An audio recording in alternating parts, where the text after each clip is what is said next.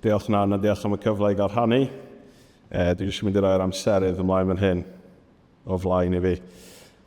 Ag i ateb y cwestiwn, mae Nan di cyflwyno, falle bod ddim angen 10 munud. Yn syml, byddwn i'n dweud, os mae'n gyfle, dylen ni fentro a prynu llefydd sydd yn addas i wneud gwaith Duw a peidio bod ofn a mentro mewn ffydd os mae'n cyfleon yn codi. A gobeithio bydd rhannu rhywbeth o stori a cyd-destun Ffynnon. Rhywbeth o fy nghalon i hefyd yn helpu i wneud y pwynt yna. Felly dyma ydych chi'n gweld yr adeilad, mae cymuned Ffynnon yn cyfarfod yn ni. A nathon ni lansio Ffynnon yn 2017. Lansio'n gyhoeddus, ble o'n i'n dechrau cyfarfod ar y siliau. Ac i ddechrau, o'n i'n defnyddio adeiladau cymunedol. Byddwch chi'n gweld rhai o'r adeiladau nathon ni ddefnyddio fan hyn. Galeri yn Llandudno, yr hen showroom ceir yn Pontyweli, oedd yn hynod o oer, ond oedd y bobl ifanc wrth i bod yn gwneud y lle yna yn gartre i'w hunain. Ac yn ddiweddarach, ganolfan Hamdden, Calon Tysil, oedd yn ofod braf i fod ynddo hefyd. Ond yn 2018, nath y cyfle ddod i gael les tymor hir ar adeilad ar safle'r hen ysgol gynradd. Oedd yr ysgolion yn y dre wedi cael mwyn creu ysgol Bro Teifi ar gyrion Llandudno. Ac oedd yr adeilad yma, yr hen feithrinfa, ar gael ar gyfer les tymor hir. Ac wrth i ni ystyried, oedd lot o be oedd Phil yn rhannu yno yn mynd trwy ein meddyliau ni fel criw bach oedd wedi sefydlu gwaith Ffynnon. Sut allwn ni ddatblygu y genhadaeth mae Duw wedi galw ni iddo trwy gael lle a cartref i'n hunain. Ac o'n i'n sylweddoli o fewn y gymuned, mae lle yn bwysig i bobl. Yn fwy na hynny, mae perchnogaeth o le yn bwysig iawn i bobl. A dwi'n siŵr ydych chi'n ymwybodol iawn o hynny wrth ddelio gyda aelodau sydd wedi perchnogi lle am genedlaethau. Ond hefyd mae gofodau cymunedol yn hynod o bwysig, fel dyn ni wedi dechrau clywed yn barod bore yma, wrth i, yn enwedig mewn ardaloedd gwledig, wrth i gwasanaethau gael eu symud i ffwrdd o'r cymunedau yma, ac wrth i gofodau fynd yn wag ac yn ddibwrpas. Mae gofodau cymunedol yn hynod o bwysig i bobl, yn arbennig mewn cymunedau gwledig. Felly dyma ni yn mynd mewn i'r hen ysgol ac oedd o'n edrych fel meithrinfa 10 toilet, ac o'n i'n meddwl bod ni angen 10 toilet, ardal eang fawr. Oedd yn adeilad weddol newydd, dim ond 10 mlynedd oedd yr ysgol feithrin di bod yn yr adeilad yma, cyn i'r cyngor benderfynu creu ysgol Bro Teifi. Felly dyma ni'n mynd ati i adnewyddu rhywfaint o'r adeilad, ond oedd o'n barod ar ein cyfer ni. Oedd o'n le braf, oedd o'n le cynnes. Ac oedd y broses o adfywio'r lle yn helpu i greu a tyfu cymuned. Ac ein gobaith ni hefo adeilad Ffynnon oedd bod hwn yn dod yn ofod cymunedol, fel dyn ni wedi clywed, ond yn ofod strategol ac yn ofod genhadol hefyd. Felly erbyn Mawrth 2018, nathon ni gynnal ein gwasanaeth agoriadol yn Ffynnon, ac mae o'n ofod perffaith i'r Eglwys ac i gymuned yr Eglwys. Ond mae o hefyd yn ofod gwych a hyfryd i groesawu y gymuned iddi. Erbyn hyn, mae Ffynnon ar agor 6 diwrnod yr wythnos, a mae gyda fi jyst lluniau mynd i ymddangos ar y sgrin. A gallech chi, does this start automatically maybe? A gallech chi just cael blas o'r digwyddiadau amrywiol. Is this a video on the slide? Dewch symud. Mae Ffynnon ar agor 6 diwrnod yr wythnos, fel o'n i'n deud, a ni'n cael 250 o ymwelwyr a defnyddwyr yn Ffynnon o un wythnos i'r llall. O ran yr Eglwys, mae'n ofod i gynnal un dathliad ar ddydd Sul, clybiau ieuenctid, yr amrywiaeth o weithgareddau dyn ni wedi clywed yn barod y bore yma.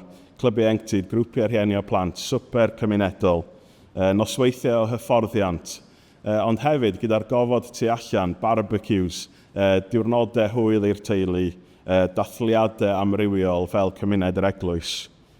Ond hefyd i'r gymuned yn ehangach.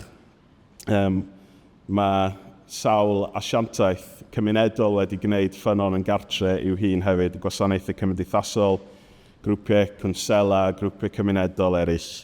A mae o'n le mae'r gymuned yn ehangach wedi perchnogi hefyd yn Llandysul.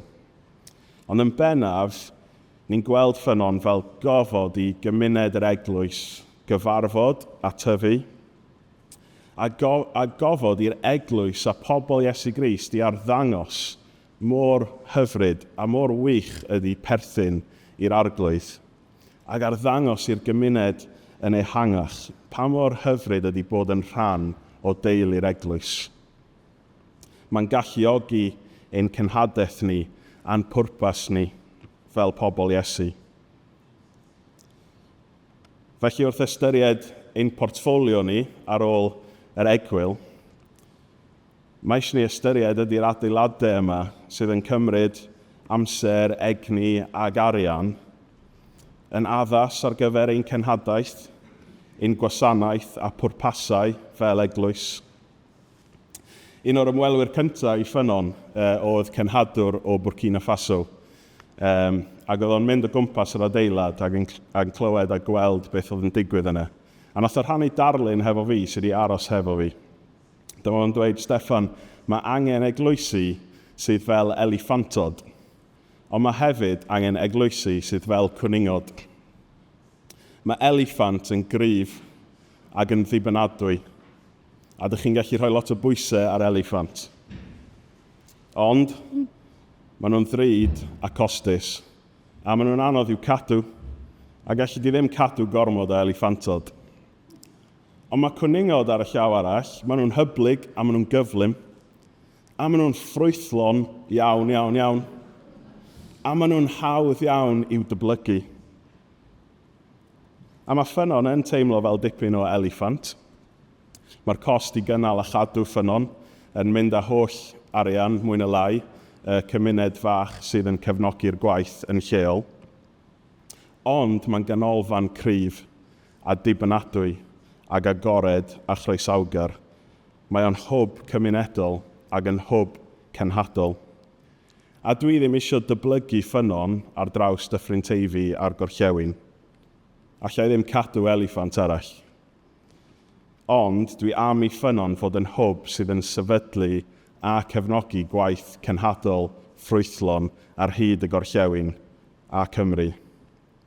A mae angen i ni fel enwad feddwl yn strategol ble y gellir sefydlu canolfannau o'r fath ar hyd a lled y wlad. Canolfannau hygyrch, canolfannau croesawgar, canolfannau addas ar gyfer cenhadaeth a gwasanaethu yn cymunedau. Yn y genhedlaeth hon, a fel ni wedi clywed, i'r plant, y cenhedlaeth fydd yn dod ar ein hôl ni. Dwi am orffen gyda rhai o eiriau Iesu.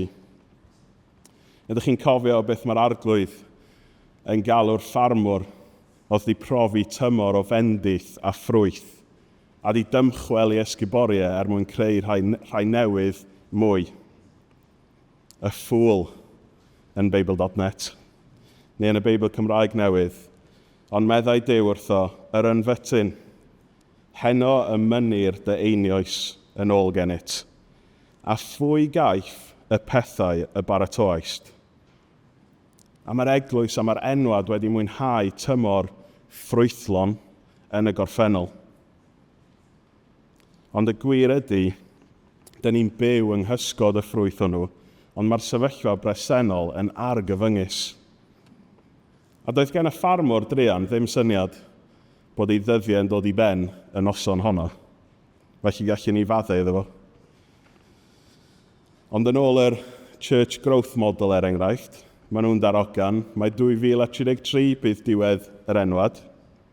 Felly mae cyfle, un cyfle arall falle, i newid cwrs. Ond beth bynnag am y Church Growth Model, wrth i'r enwad fel dyn ni wedi nabod hi yn ddiweddar ddod i'w dyddiau ola, mae rhybydd Iesu yn dod, a phwy gaiff y pethau y baratoaist.